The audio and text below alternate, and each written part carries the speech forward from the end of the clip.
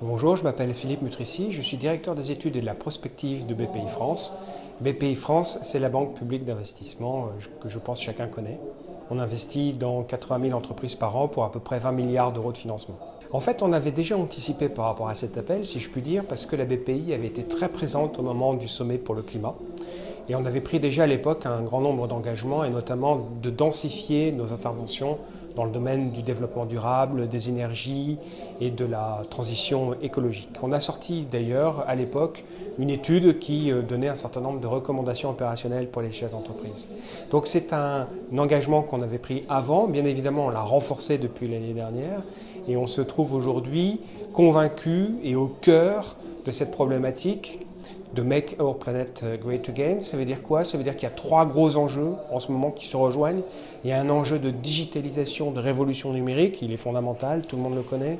Il y a un enjeu de transition écologique et énergétique qui va en renvoyer à beaucoup de problématiques de gestion d'énergie, d'économie circulaire, de changement des modes de production. Et puis, il ne faut pas l'oublier, il y a aussi une révolution sociétale qui est en train de voir le jour. On l'a dit ce soir à l'événement ici à WeWork, on a dit qu'aujourd'hui, il y avait déjà quasiment 50% de la population active qui était composée de milléniums.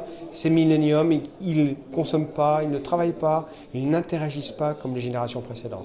Et la conjonction de ces trois révolutions, de ces trois grosses tendances, c'est un bouillonnement extraordinaire d'activités. Et le rôle de BPI France, c'est d'accompagner, d'éclairer et de financer ces trois révolutions.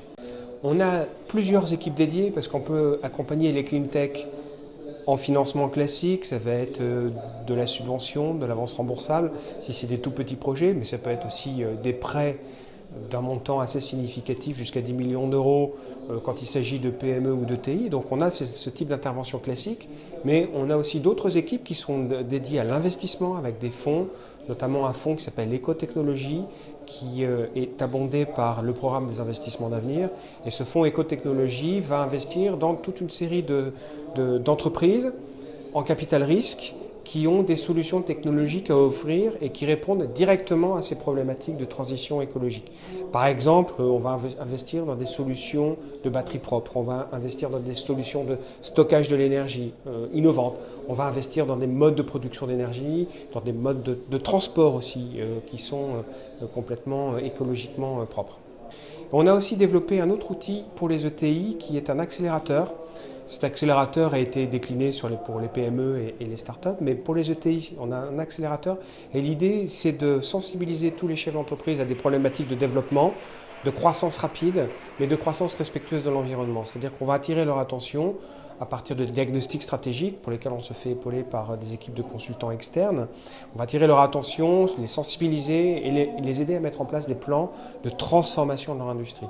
Encore une fois, le monde qui se dessine, c'est un monde dans lequel il y a cette rencontre des trois révolutions, digitale, transition écologique et énergétique, transition sociétale, et toutes les entreprises doivent évoluer sur ces trois fronts en parallèle, ce qui peut générer des plans stratégiques d'investissement assez conséquents et on accompagne les ETI pour les aider à mener à bien tous ces projets.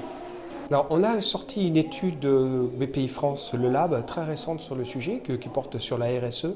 Et l'un des résultats les plus incroyables, je dirais, qui permet d'illustrer ce changement d'état d'esprit, il y a vraiment eu un changement d'état d'esprit depuis un an, dans la tête des dirigeants. C'est un peu la question que vous me posez. Qu'est-ce qui a changé dans la tête des dirigeants? C'est que la notion de développement durable ou de RSE, 90% des chefs d'entreprise de PME et de TI sont pour. On aurait posé la question il y a 3 ans, on n'aurait pas eu ça. Alors certes, le mot peut-être RSE est encore un peu connoté, un peu technocratique, parfois il est vécu comme une contrainte par des chefs d'entreprise, ça reste, et notre étude le montre. Mais en revanche, sur la démarche elle-même, sur la nécessité d'agir pour une économie plus responsable, plus respectueuse de l'environnement, plus respectueuse du climat, il y a une très très forte adhésion des chefs d'entreprise pour aller à cet objectif. Et donc on le voit dans l'étude, 90% c'est un taux d'adhésion, et quand on voit les questions qui sont derrière, on leur a demandé s'ils se reconnaissaient dans des valeurs qui sont associées à cette transition écologique, et la réponse est toujours aux alentours de 80-90%, oui, ils se reconnaissent dans les valeurs. Après, ce qu'il faut faire, c'est les aider à lancer la démarche, à les accompagner pour les mettre en mouvement.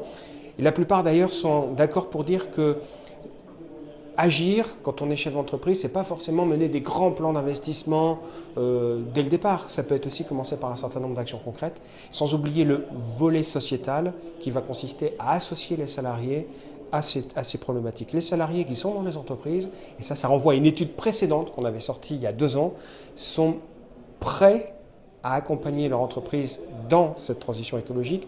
Ils fourmillent d'idées et les chefs d'entreprise sont parfois un peu en retard et je dirais ils n'ont qu'à associer leurs salariés à ces politiques-là et ça va déclencher des actions extrêmement vertueuses au niveau de toutes les entreprises.